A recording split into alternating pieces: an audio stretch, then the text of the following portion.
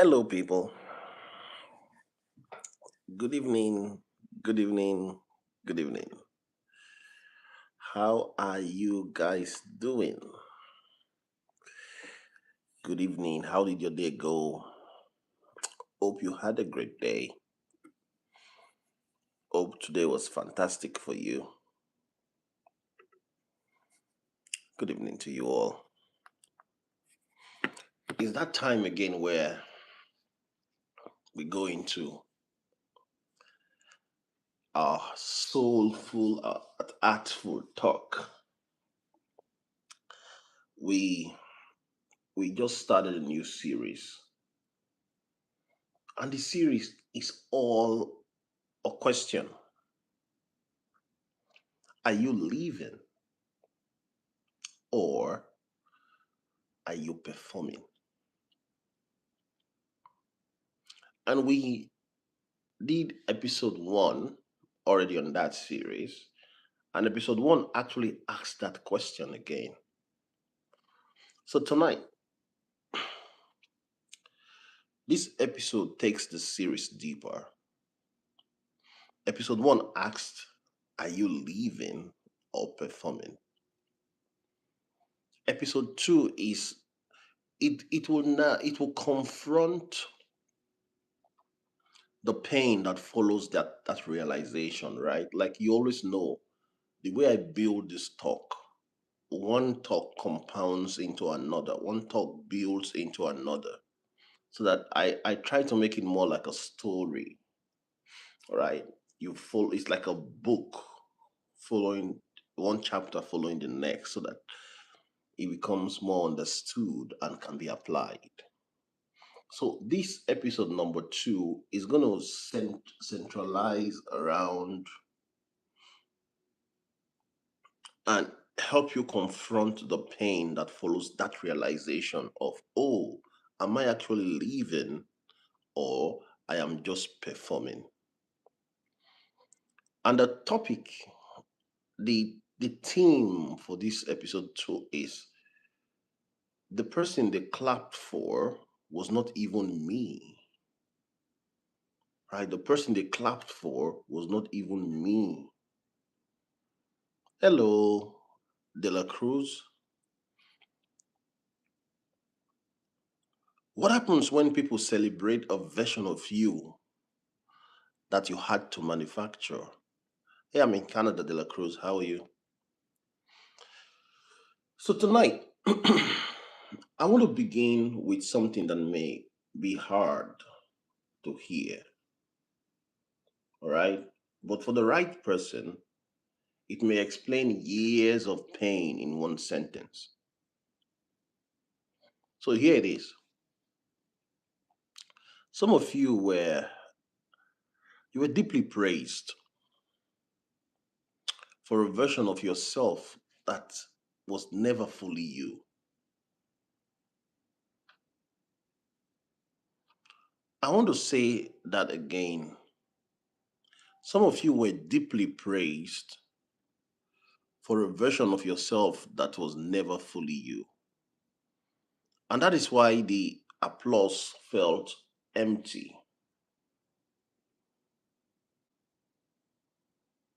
That is why the compliment did not heal you.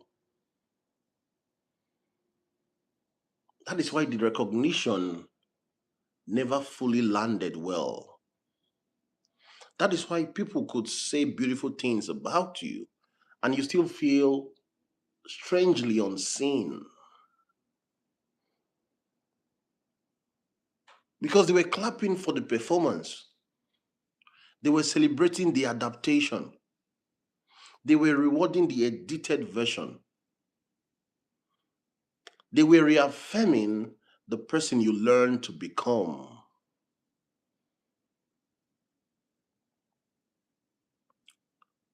They were not necessarily clapping for the person you truly were because that version is unknown. And see, friends, if that has ever happened to you, then you know how lonely that feels. Because on one hand, you are receiving what so many people want: approval, praise, recognition, validation, acceptance, respect. On the other hand, there's a private pain that is rising in you because you know something they do not know. You know how much of that version was built. You know how much of that strength was manufactured. You know how much of that peace was rehearsed.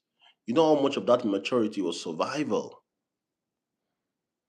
You know how much of that goodness was fear. So while everybody is applauding, everybody is clapping for you, something inside you is grieving because what they love may not be false in every way, but it is incomplete. And being loved incompletely, being praised partially, being celebrated for the wrong reason can be the loneliest experience in a human's life. So tonight, I want to talk about that loneliness. The loneliness of being admired but not known. The loneliness of being complimented for qualities you built to survive. The loneliness of realizing that some of the praises you receive did not go to your soul, it went to your marks. It went to the marks you put on that now looks like your face. And I know this is heavy, but it is real. And there are people listening to me right now who have spent years carrying that confusion. People saying, "Oh, you're so strong, man. You're so amazing, woman. You always held things together. You get it so real. You're such a good person.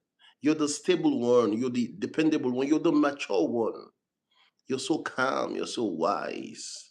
And every now and then, while hearing those words, something in you whispers, if only they knew. If only they know how tired I am. If only they knew how much of this is protection. If only they knew how much I am performing. If only they knew how long I've been disappearing inside the very version of me you admire. And tonight, I want to say to that person, speaking directly to that person, you're not wrong for feeling pain where other people assume you should feel pride. You're not wrong. Because being clapped for is not the same as being seen. And many people have confused the two. A whole lot of people have confused both. In episode one, if you listened to this series, if you started with me in episode one, we asked the question: are you living or are you performing? Tonight, we'll go a little bit deeper because once you realize you've been performing, another painful truth starts to surface. You start realizing that some of the love you receive, some of the accolades you receive, some of the praise you receive, some of the applause you receive, some of the admiration and all that was attached to the performance. It was not always intentional. It was not always malicious, but still, it was attached to the performance. And now you're left with a terrifying question. If I stop being this version of me, what happens to all the love? If I stop being the strong one, what happens to the respect? If I stop being endlessly available, no boundaries, access to everybody, what happens to the connection? If I stop being the peacemaker, what happens to the belonging? What happens to the sense of community I have now gotten used to? If I stop being impressive, what happens to the applause? That question has kept many people trapped for years. It has kept them continually going to the circus to perform as clowns in a game they got no control over.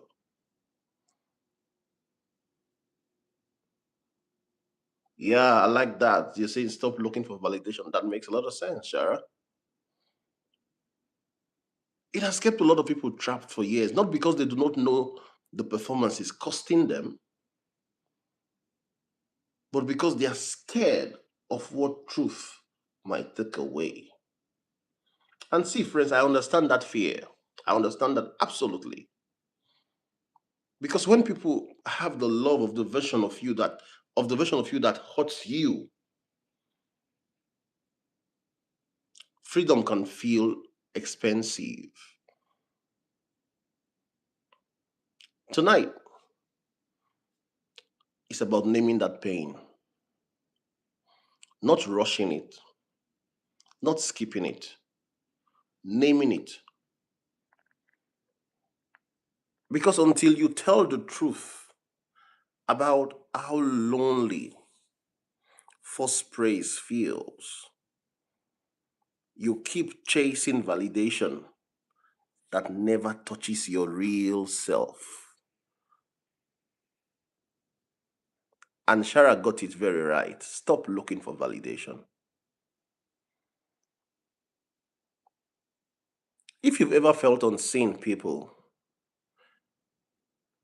if you felt unseen in the midst of praise, in the midst of applause, I want to tell you you're not alone. You're in the right place. I created this series especially for this kind of communication, this kind of conversation. Like I did say from the beginning, the way I've prepared the episode is more, they are more interwoven into each other like chapters. So please hit the subscribe button if you've not done that, so that you know when we'll go live. And also you can follow us through the different episodes. Thank you so much. And that even makes this go to a more wider audience. Thank you for that. Let's go a little bit deeper. Why does praise sometimes feel empty? Why? Why can someone say something wonderful about you, and instead of feeling full, instead of feeling satisfied, you feel distant? Thank you so much. I appreciate that, Shara. While I was looking at this, I said, why is it so? Because praise only heals when it reach what is real. Like for praise to actually give you this satisfaction, it has to reach what is real. If someone praises a version of you that you had to construct, that max that you now wear, that now looks so good, a version of you that was built out of fear, out of pressure, out of adaptation, out of survival or image management, then that compliment, it may sound good. It may have all the vocabularies, all the words, but it will not land deeply. It cannot. Because your spirit knows the difference between being admired and being known. You can tell when somebody appreciates your function but has never really touched your humanity. You can tell. You can tell when somebody celebrates your usefulness but has no idea how exhausted a person you are. You can tell when somebody praises your strength but has never asked what that strength has cost you. You can tell. And you see that gap, that distance between what they see and what you carry, it creates sorrow, real pain. Because now you're feeling, or you're receiving a kind of love that does not know where to go, a love that cannot be channeled.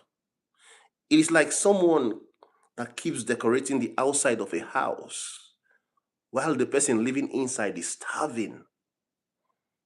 It is like someone applauding the stage performance while the actor goes home empty. It's like people that keep complimenting the smile while never asking what it is covering. That is why some people are deeply uncomfortable with compliments. Not because they are insecure in the normal sense, but because the compliment is often aimed at a self that does not feel fully true. And if you hear enough compliment aimed at the wrong version of you start to feel more alone, not less. Because now the gap gets wider. Yeah, Shara, that's very true. Not being seen is a horrible feeling. The gap gets wider. Now the performance is being reinforced. Now the marks is being rewarded. Now the thing that I do best is also the thing that gets the most approval. That is heartbreaking.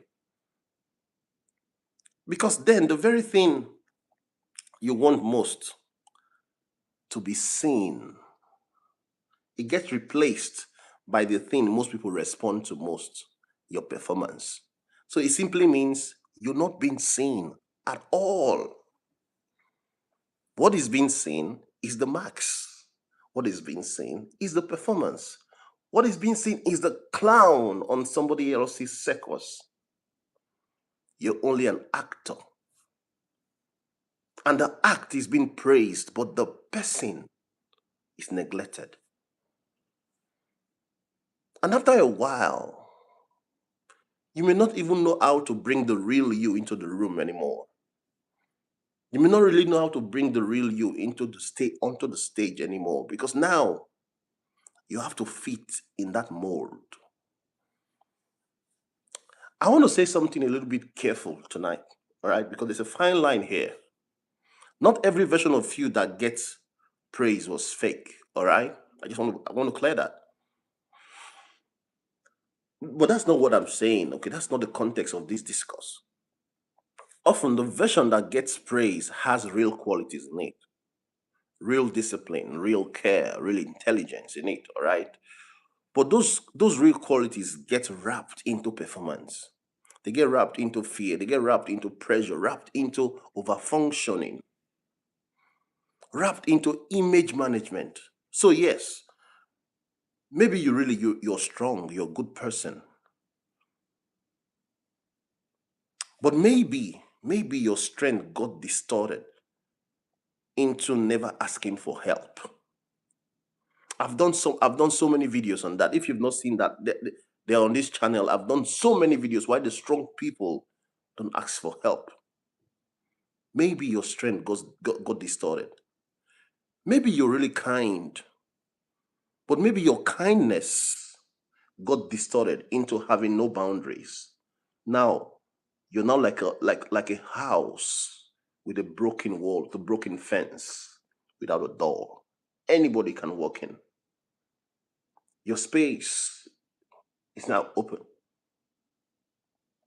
Maybe you're really responsible, but maybe your responsibility got distorted into carrying everybody. Like I will always say on this channel, if you make yourself the dump yard, the dumpsters don't stop coming. The dumpsters will come until they clean you up. And the dumpsters could be family members. The dumpsters could be whom? Friends. The dumpsters could be people on social media. The dumpsters could be anyone. It's a role, anybody can take it on. Maybe you're wise. But maybe your wisdom got distorted into never allowing yourself to be playful, to be messy, to make a mistake. Maybe you're really loving, but maybe your love got distorted into constantly proving your value through self sacrifice. That is important, my friends. It's very important because the pain It's not always that everything people or what people saw in you was false. No. The pain is that the way it got celebrated, the way it got reinforced, the way it got rewarded often pushed you further away from balance, from truth, from wholeness. It is one thing for somebody to say you're strong. It's another thing for your whole identity to become I must always be strong. It's one thing for somebody to say you're dependable. It's another thing for your whole world to become I must never let anybody down. It is one thing for somebody to say you're such a good person. It's another thing for your whole nervous system to learn and say, I must never make people uncomfortable. This is how praise becomes pressure. This is how affirmation becomes bondage. This is how admiration becomes a trap. I call it the trap of being a good person. And tonight, I want somebody to feel the freedom of realizing that the pain is not necessarily what people saw, or it's not necessarily that people saw nothing real in you. No. The pain is that what they loved got distorted into a role you never got permission to put down. Whoa. Thank you so much, Shara. I appreciate that. Thank you. Whoa. Let me go a little bit deeper.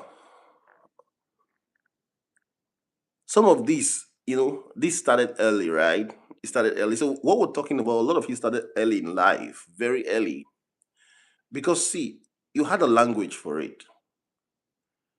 In short, before you even had a language for it, before you understood psychology, before you knew what self-worth was, before you knew what trauma responses were, you just knew something simple. Certain versions of me get a better reaction. Certain versions of me get smiles. Certain versions of me get approval. Certain versions of me get relief from adults. Certain versions of me get safety. Certain versions of me get chosen. So maybe you learn to be quiet. Maybe you learn to be funny. Maybe you learn to be helpful. You learn to be spiritual.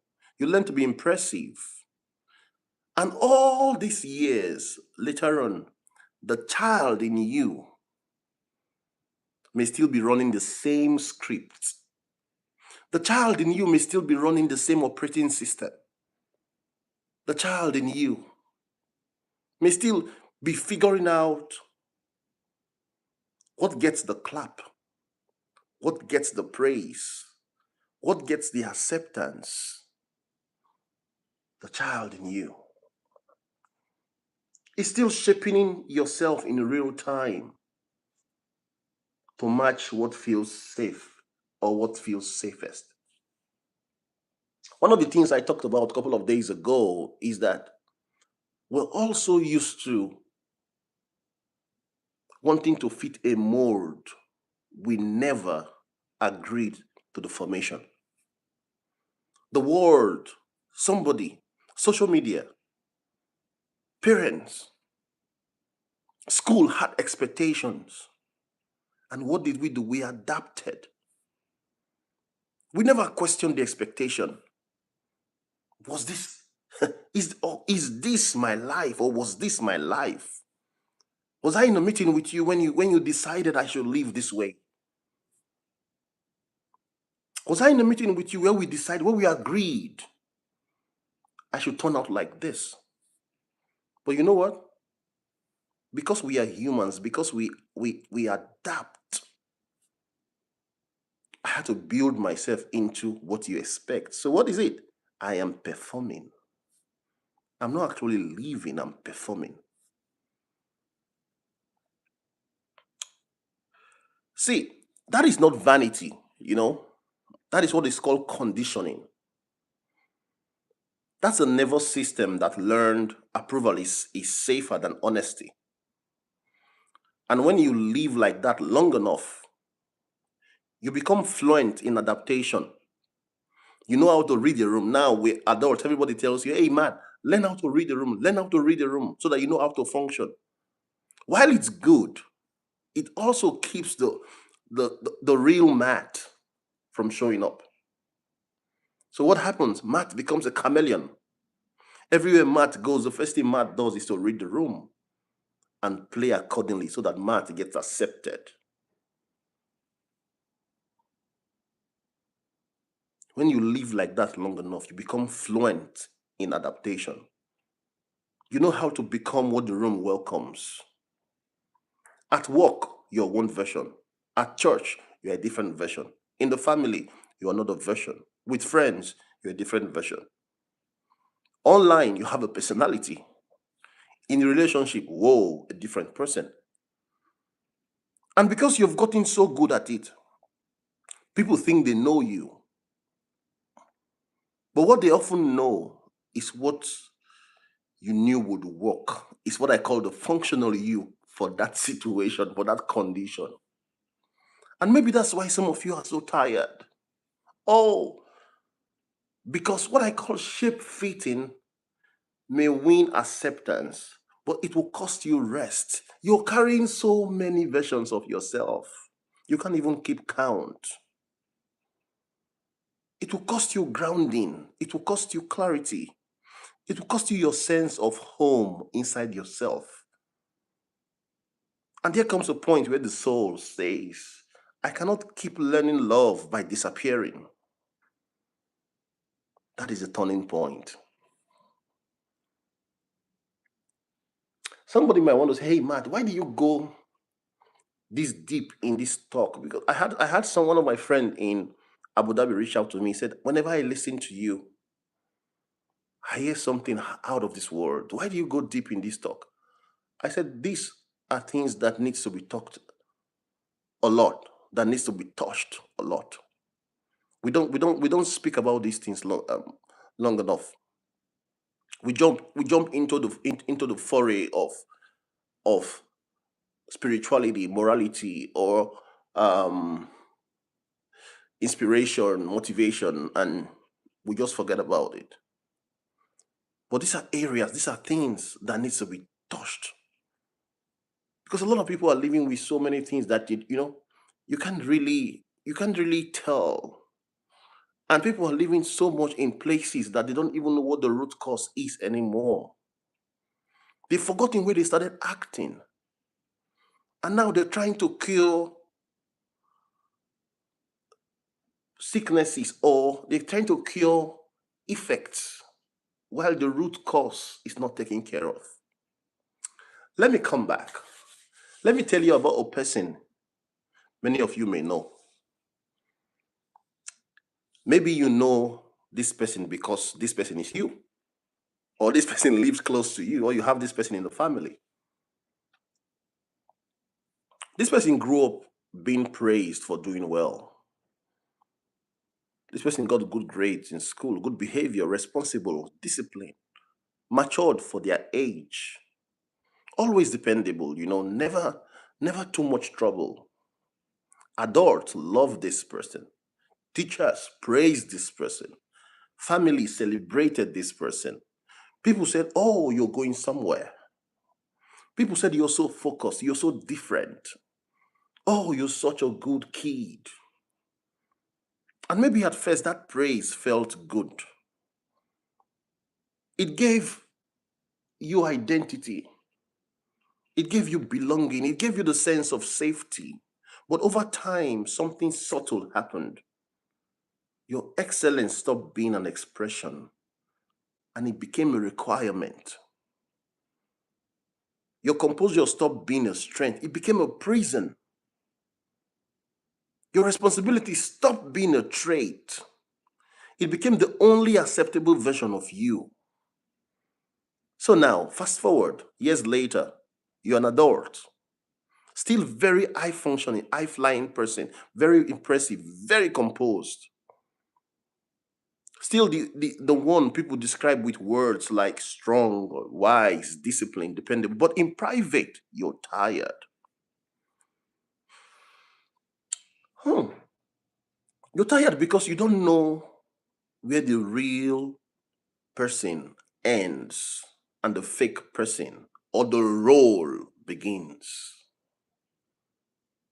Where the real person ends and the expectation kicks in. You do not know what the real person wants outside of what the real person is good at anymore.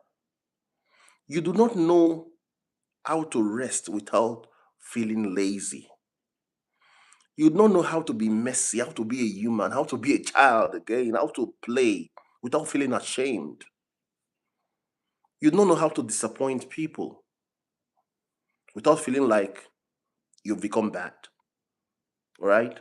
And one day, in a quiet moment, you start realizing the version of me, people, the society, everybody always loved was the version that made everybody proud. And you start to wonder, would they have known what to do with me if I had been a sad person, if I'd been messier, if I'd been more confused, if I've been less impressive, if I've been less easy to brag about? See, that is heartbreaking because now you're not just grieving the pressure, you're grieving the possibility that you may have been most loved when you were least free. And that kind of grief runs deep. Now, when I say these things, I don't say it because I celebrate mediocrity. If you know me, if you've been following my channel, you know I'm a high flyer. My head thinks very far. But there are times we still have to come to the point where, like, hey, Matt, you're human. You're allowed to make mistakes. Don't beat yourself too much. Don't beat yourself too much. Don't over expect. Or don't live in the world of so much expectation that you forget that you're human. Then you start acting, you start performing, and that performance become your identity. Let me say this slowly, okay? Being admired is not the same as being known. It's very important that we know that.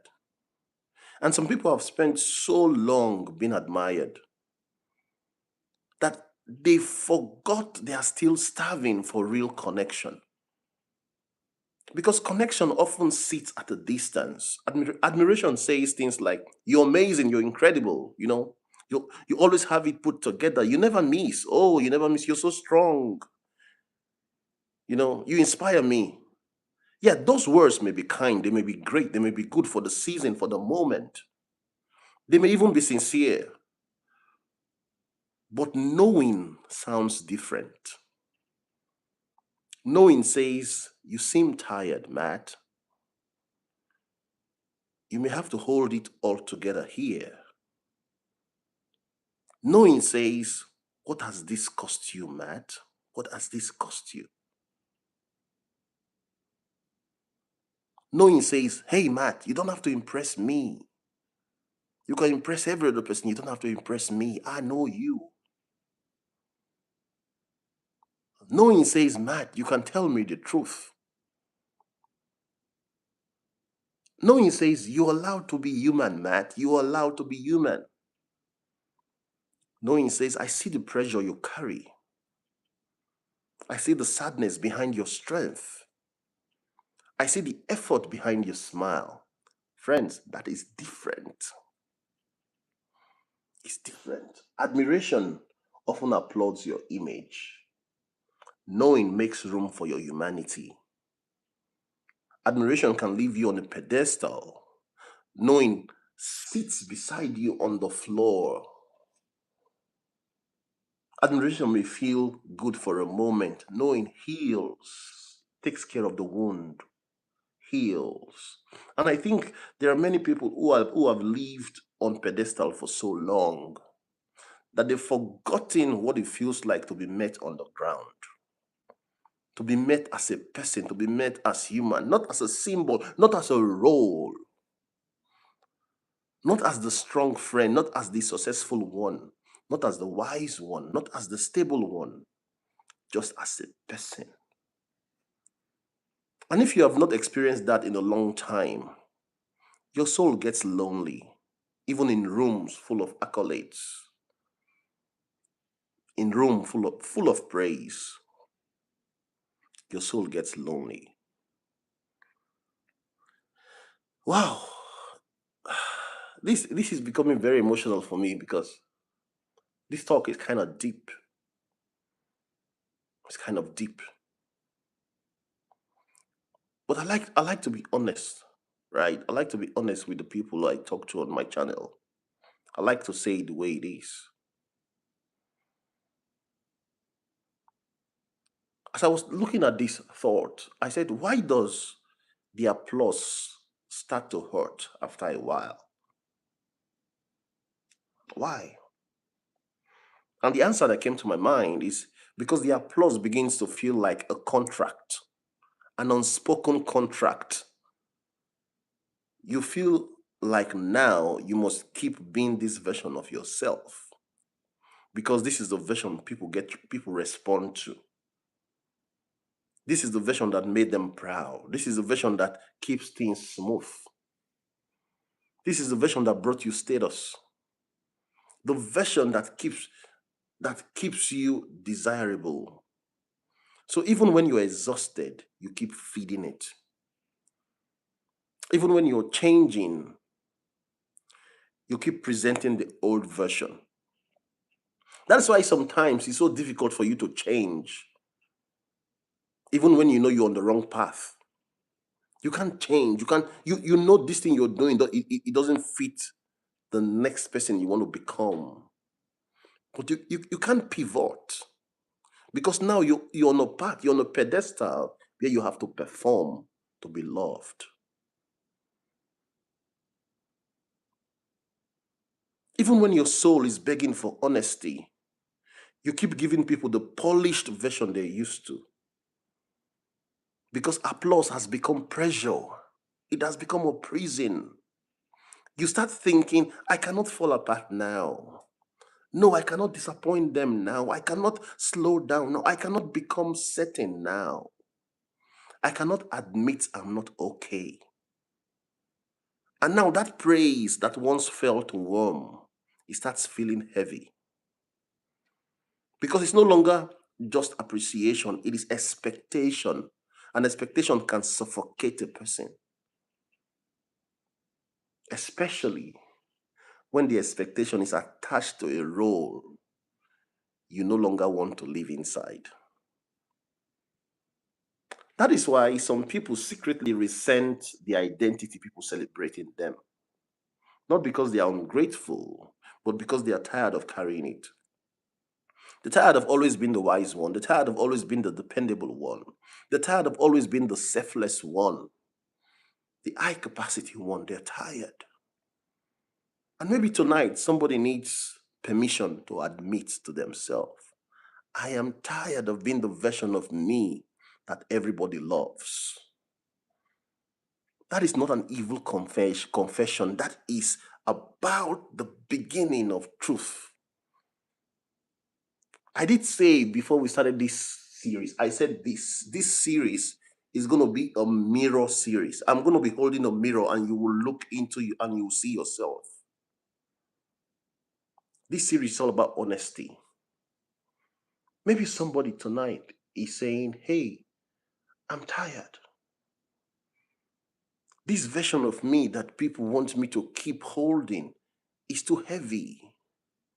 This expectation, this mold that was carved, that was built and handed over to me, that I have to adapt into, is quite difficult for my soul.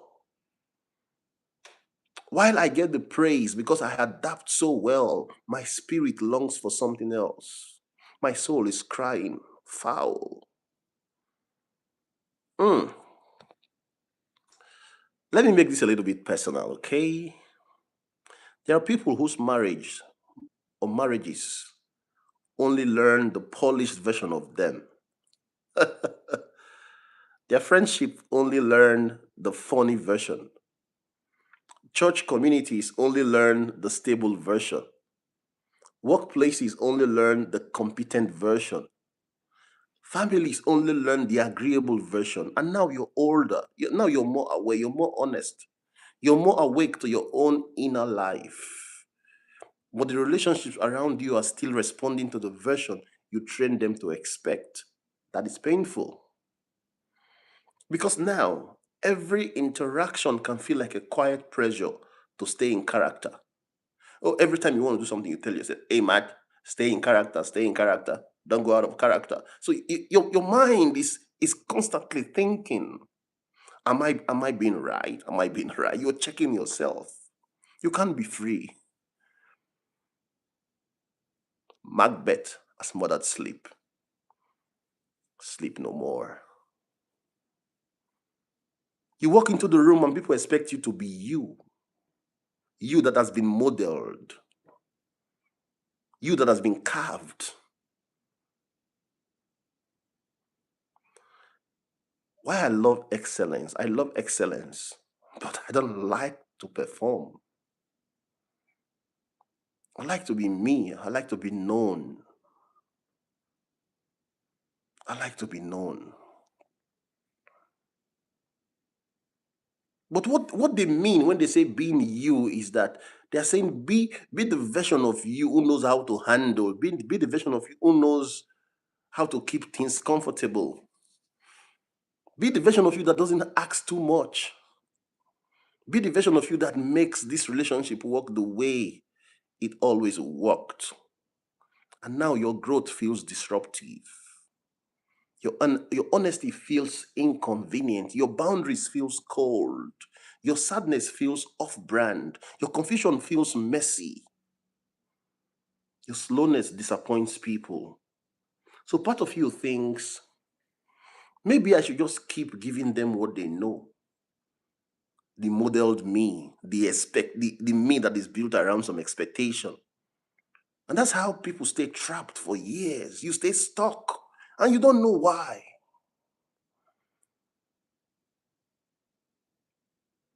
See, most of the time, it's not because you don't want to be real, but because truth changes relationship. And many people are afraid of relational change. They are tired of performance, but they are afraid of change. But hear me carefully tonight. Hear me, friends. If a relationship only works when you stay edited, that relationship does not know the full you yet. And that does not mean it cannot grow, but it does mean the current version of connection may be built on partial truth. And partial truth always creates potential intimacy. It creates partial intimacy, please. My brain is now going overdrive.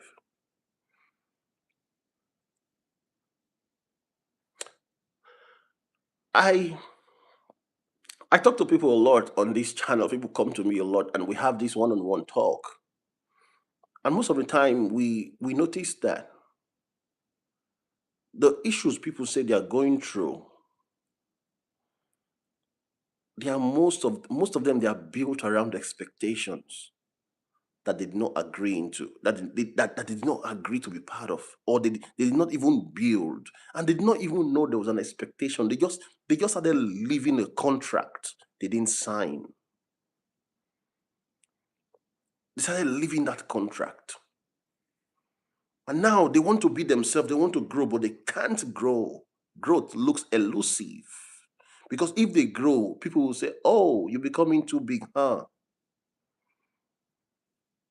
You think you're the best, eh? You think you're better than us. Then you now start thinking, oh, I don't want to do that.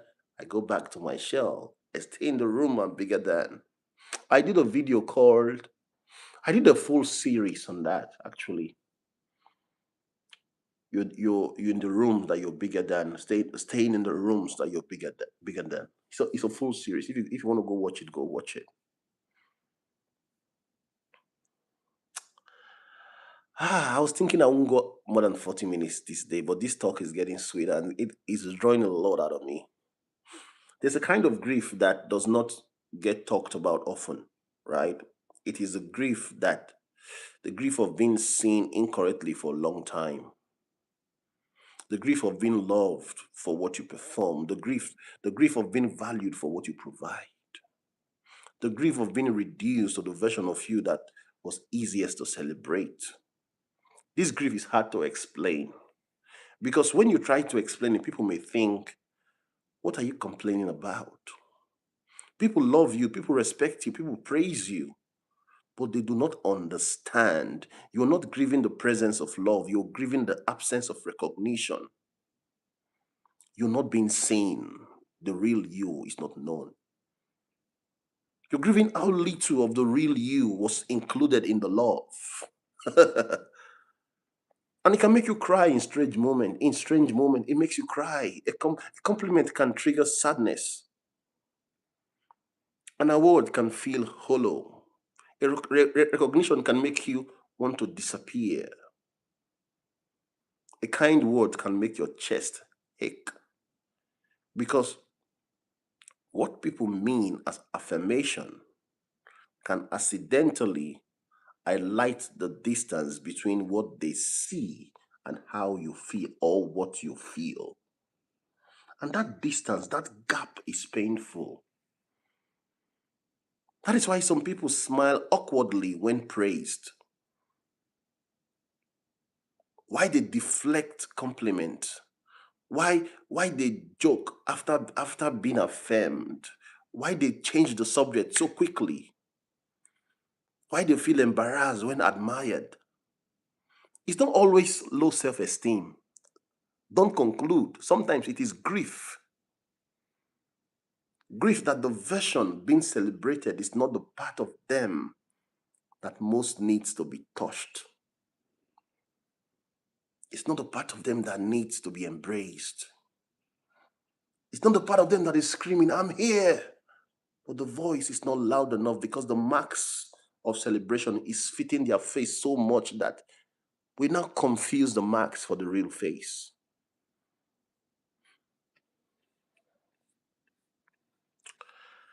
I do hope this talk tonight lands well with somebody. But I'm drawing things to the end of this talk right now. I just want to stop things to this point because I don't want it to go too much. But I want to say this. What happens when you start changing? I did a whole full series on growth. I did a full series on development. Please go check them out. Now here comes the turning point, all right? What happens when you start changing? What happens when you no longer want to keep feeding the version of you that gets the clap? At first, it feels confusing because people may notice the shift before they understand it. They may say, you seem different. Are you okay? You've changed, Matt. You're becoming quieter, Matt. You no longer laugh at our jokes, Matt. You're not as available anymore. You don't come to the games, Matt. Where are you? I came to the house. You're not there. I saw your car, but I was told you're out. And often, what that means is you're not giving us the version we're used to. That can mess your mind. It can mess a growing mind. It can mess a mind that is set on the path of growth. Because now the guilt will kick in. You start wondering, am I becoming selfish? Am I becoming cold? Am I overthinking this? Am I taking growth too serious? Am I ruining good relationships? Am I just being difficult? But sometimes what is really happening is this: the false self is losing energy. The false self is losing momentum. The manufactured version is getting too expensive. The roll is cracking now. There's a fault in this tower that you've built. And that's not always comfortable. Oh, but it is often necessary.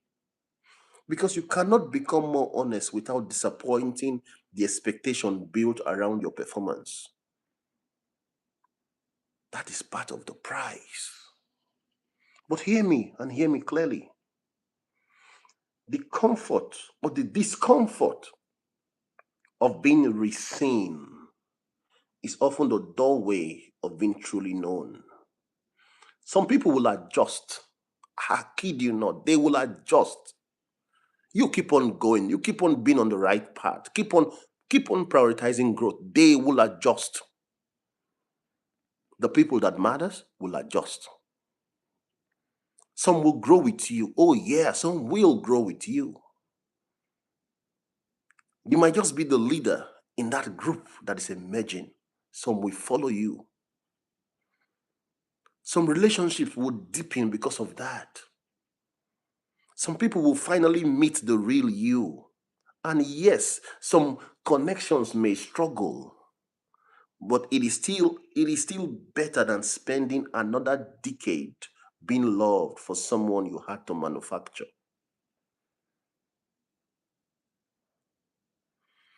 I want to slow this down before we close because I think this is the question underneath the whole message tonight.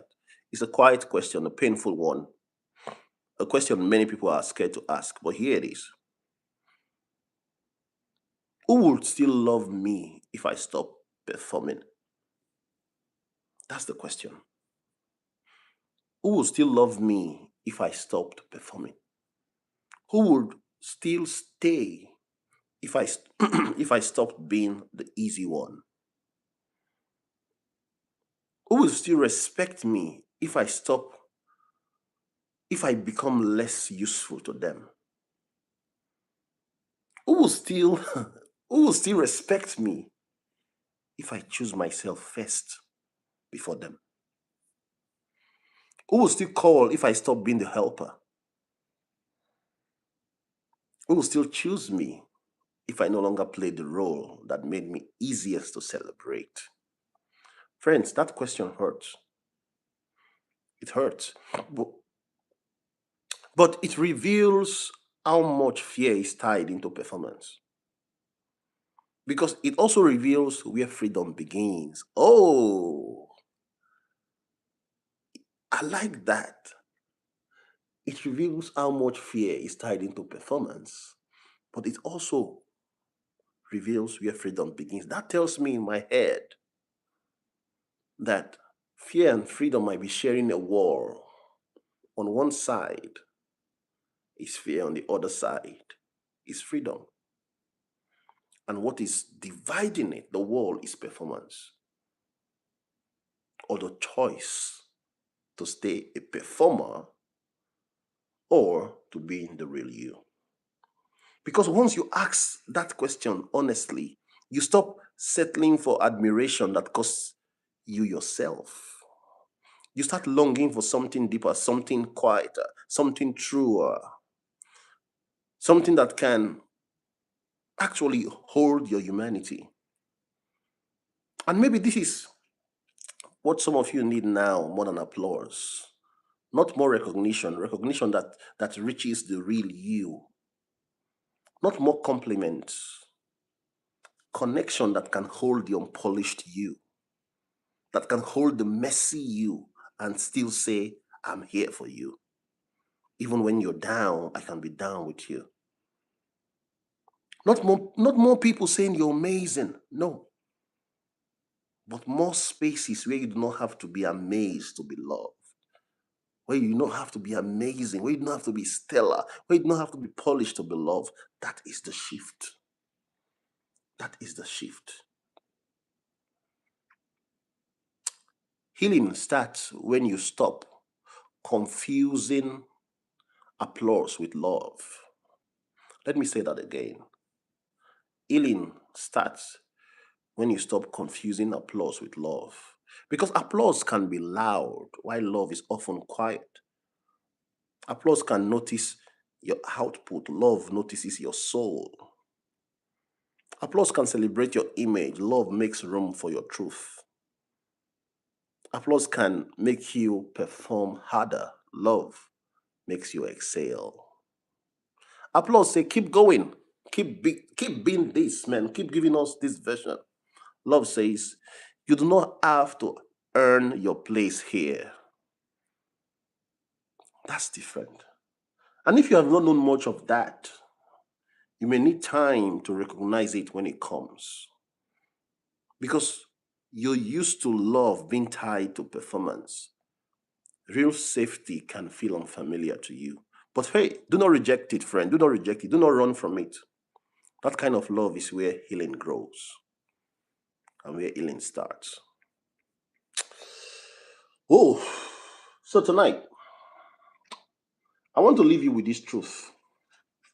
Let me take a sip of water first. I want to leave you with this very important truth. It is possible to be deeply praised and deeply lonely at the same time. It is possible to be admired and still feel unseen. It is possible to be celebrated and still feel unknown. It is possible for people to love what you show them, while the real you quietly wonders, would I still be lovable if I stop performing?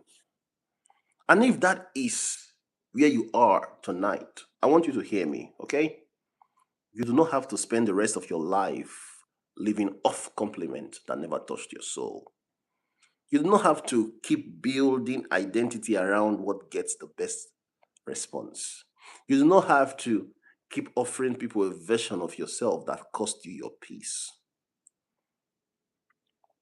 You do not have to keep confusing being applauded with being loved. There's a deeper life than that, my friends. There's a deeper life than that. There's a truer life. There's a quieter life. There's a more grounded life. A life where you're not just being admired, but known. You're not just valued, but met. You're not just praised, but loved in your humanity. And maybe this episode is the beginning of that shift for somebody. Maybe tonight is the first night you stop asking, what version of me gets the clap? And you start asking, what version of me is true? That is the question now. Not what performs best, what is real? Who am I? Am I living or am I performing? That was what we talked about yesterday. And that is the whole series. That's what these 10 episodes will be beating about. It's not about what keeps the image alive, it's about what brings the person back. This is what this series is about. And if tonight touched a chord, touched something in you, do not rush past it. Sit with it.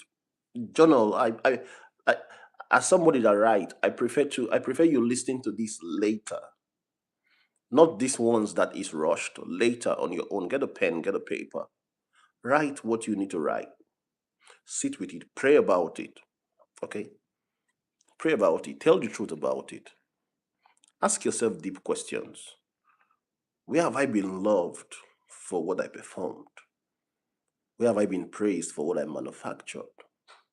Where am I starving to be known instead of being admired?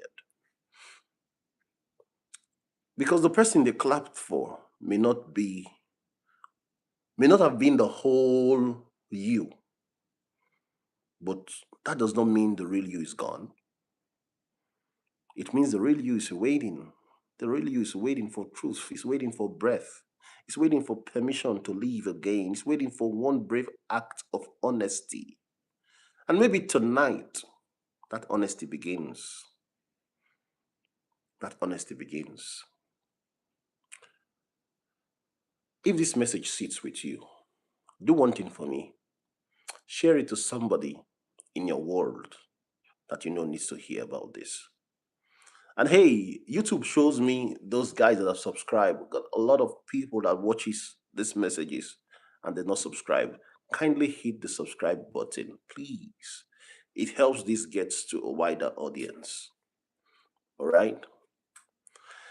So this is where I say I love you a lot.